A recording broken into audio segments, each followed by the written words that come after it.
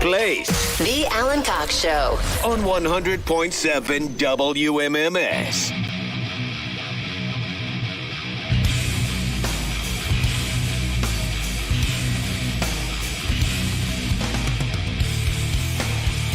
Alan, even worse than a proposal on Christmas, my first husband broke up with me on Christmas. Hey, there you go. Man. Actually, that's not that bad, though. Because then you still can go see your family and have good food and presents. But it's ruined Christmas for you. That I mean, that's day. not going to be... And some people, knowing how obsessed some people are with Christmas, it has ruined Christmas for you, right? A lot of people, like, they don't care about Christmas, whatever. Not forever. It ruined that Christmas. Well, it will definitely, that will remind you of, yes, when your significant other said, I want a divorce on Christmas. What a weird day to do it, you know? Everybody's gathered around the tree, getting ready to open presents, tearing at the wrapping. I don't know if they had kids or whatever. My ex, Tearing at the wrapping paper, and they go, you know what? I don't think I want to do this anymore. What, open presents? You want to do it later? No, the marriage thing. I think that we should. My ex and I had split up like a week before Christmas and didn't tell anybody. So we were like, let's try to make it through the holidays without ruining this for everybody. And so we tried to go to a Browns game together on Christmas Eve with our friends. And we were tailgating at 6 a.m., drinking whiskey straight from the bottle. So we didn't even make it into the game without a blow-up fight.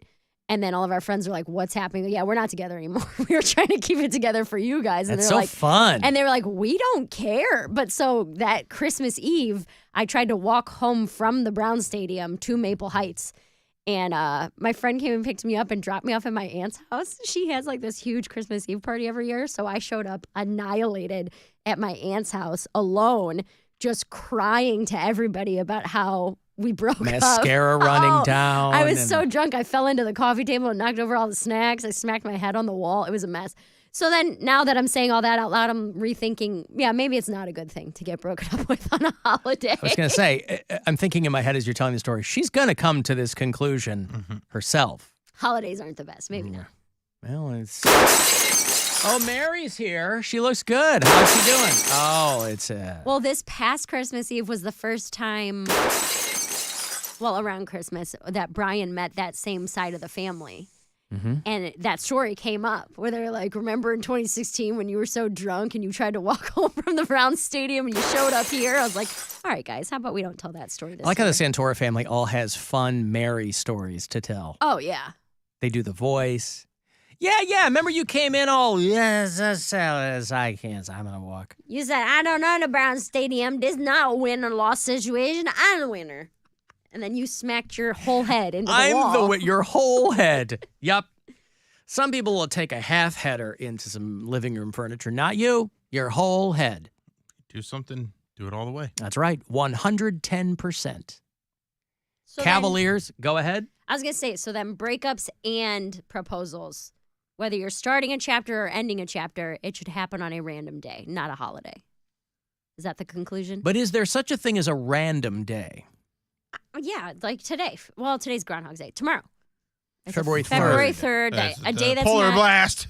Oh, you're right. Someone's gonna break up. Don't break up at the polar blast. Please, I would like two people to break up at the polar blast. Yeah, we've had an engagement on the show. It's going to be cold. The tears are going to freeze to your face. It's supposed to be like a high of 9 tomorrow or something. Oh, hell no. The tears are going to freeze to your face. Crying and screaming. And I got to find what I'm going to wear. I want a couple who's on opposing teams or maybe even the same team, right?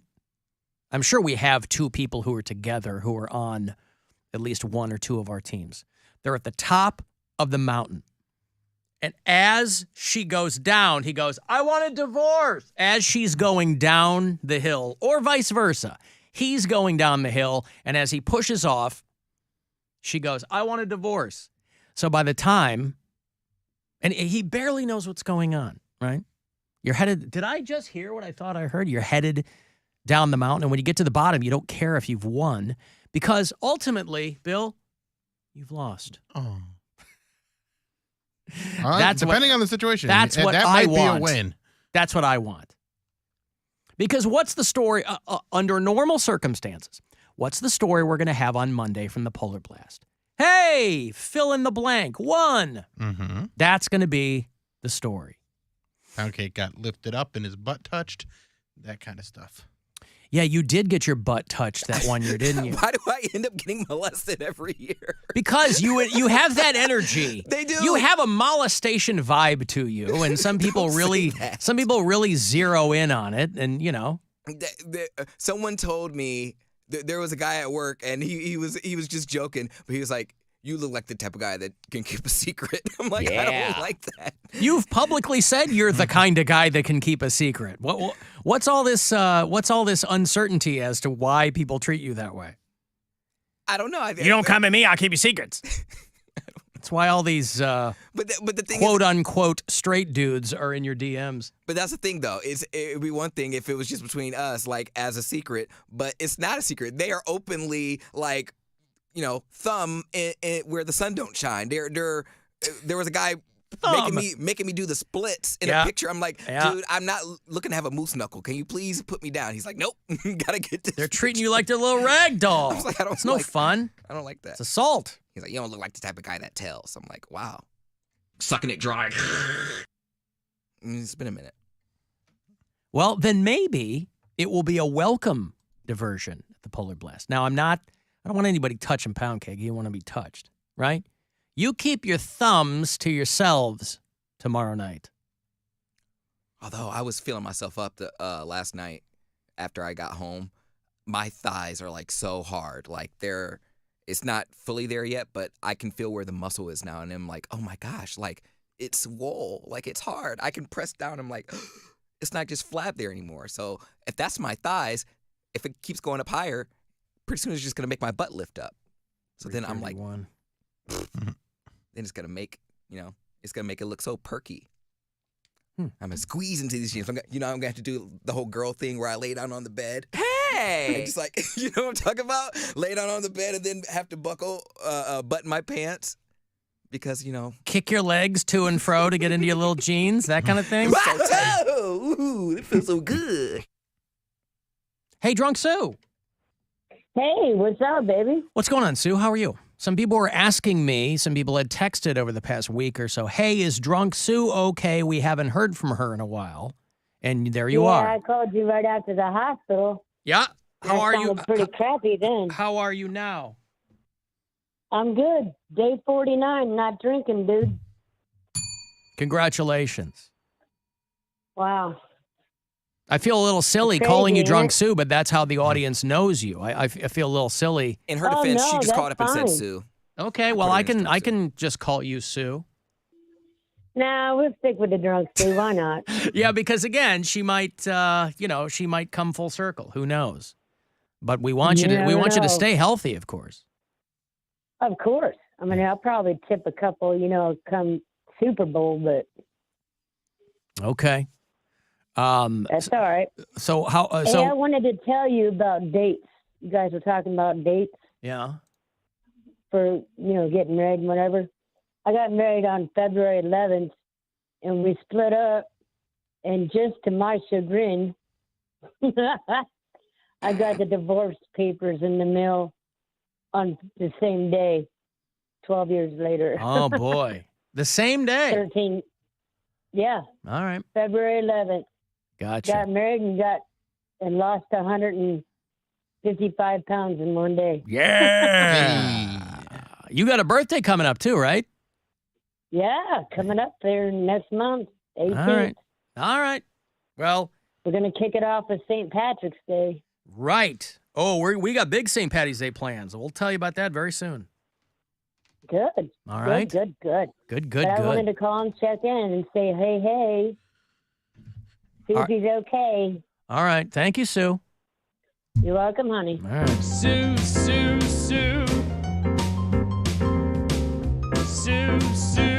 Hey, let me give you some money here. It is $1,000. It's a chance to go fund yourself. Sober or not. Yep. Listen closely and good luck. The Buzzard wants you to go fund yourself and score $1,000. Enter the nationwide keyword PAY at WMMS.com. That's PAY Enter it now at WMMS.com. And good luck from Buzzard Radio. Alan, an ex of mine broke up with me the day after my birthday. After he took the dog he got me for my birthday back to the shelter he adopted her from because he couldn't handle the dog and didn't want to live a lie anymore. We had been together for 3 years and had just moved into a house. And he said that he didn't do it on my birthday because he didn't want to ruin my birthday. But apparently the day after was bad. Imagine that. There's a switch that flips in some people's brains where they go all the way because they can't pull the chute, something. I told the story years ago about one of Gwen's close friends who was dating a guy that she did not know was married. Had a couple kids. They got all the way to having wedding invitations printed up and sent out before the whole thing blew up. When she heard from his parents that their son was already married with children. And somehow they worked it all out because they're married now. Oh, wow. And they have their own kids. But imagine going that far. And, hoofa. AlanCoxShow.com is where you can watch the show, of course. You can leave us messages there on social as well.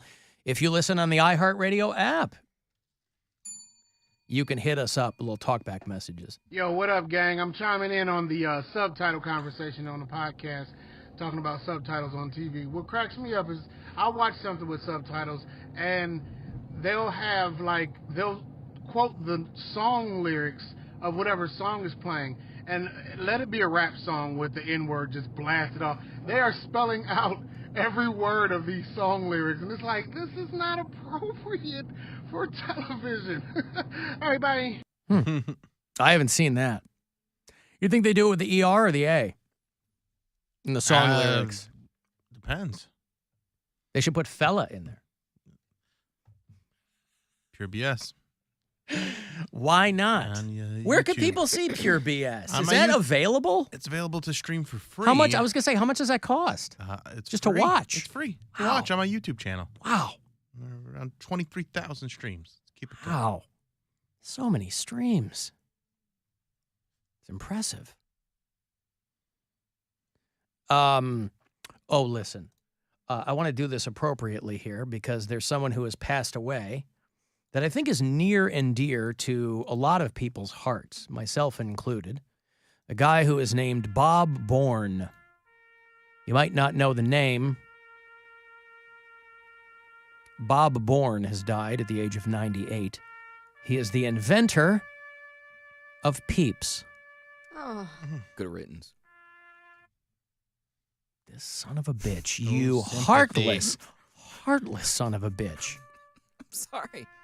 What, just because you don't like the product of his genius? He made an awful creation. This guy's 98. Now leave him. He laughs at your insults. Had he not existed, maybe Peeps would have never existed. You don't think anybody would have ever come up with marshmallow covered in sugar? No one's that vile. Well, Bob Bourne was. Bob was his nickname. Ira was his real name. You know when you meet somebody named Ira and you give him the nickname Bob? Yeah. He was the president of Just Born Quality Confections. It was a 100-year-old family-owned candy company. And he had a degree in engineering physics.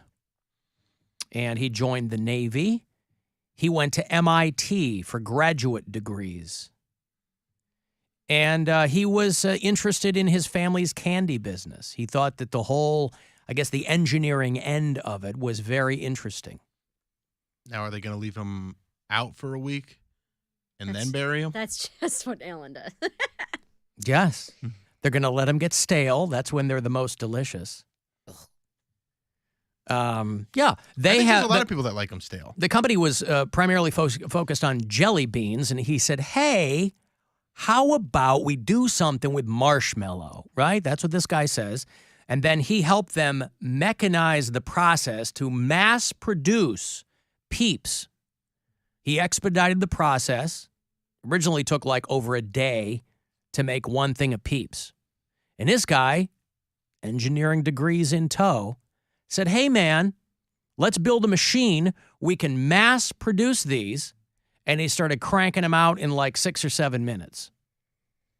He also created the recipe for hot tamales candies for people who like Ugh, I hate those cinnamon candies. Poundcake is dancing on this dude's grave. Yes, Right. he is. Yeah, I don't like those. Jesus. Those red hots, those hot Now, when tamales. the CEO of Peeps. Chipotle dies, he's going to be taking the day Oh, my off. God. He's going to be sitting Shiva. Me too. Is he Jewish? I don't know. It doesn't matter. You're going to I was like, oh no. proper respect. Ooh, I'm gonna need a mourning period. I'm gonna go on FMLA for that. Chipotle. Where's Poundcake? Oh, he's mourning the Chipotle. But the guy didn't invent burritos. No, but he ran the company, and he was there for a few years, and he didn't start the company. He was just the current CEO. I just want to make sure all my money was put to good use in regards to his funeral. Yeah. I helped pay for it. But it's not like this guy's whole life he was like doing nice things. He goes to MIT. He's got an engineering degree. He dips into the family business and goes, hey, guys, here's how you can make a whole bunch of Peeps. And then he splits and he retires and he's living in Florida and he was running a literacy program for poor kids. And man, imagine you're doing that for like an underserved community and they all tell you how much they hate Peeps. Must be like a thing in the back of your brain. You're like, it's a good thing I'm teaching you how to read. And you're like, oh, well, I invented candy corn then. That's right. Peep is a palindrome. If you knew how to read, you'd know what that was. I got a break. If you're on hold, I'll get you on the way back. If you want to text for anything, 35192. And you can watch at alancoxshow.com. And we'll be back. The Alan Cox Show on 100.7 WMMS.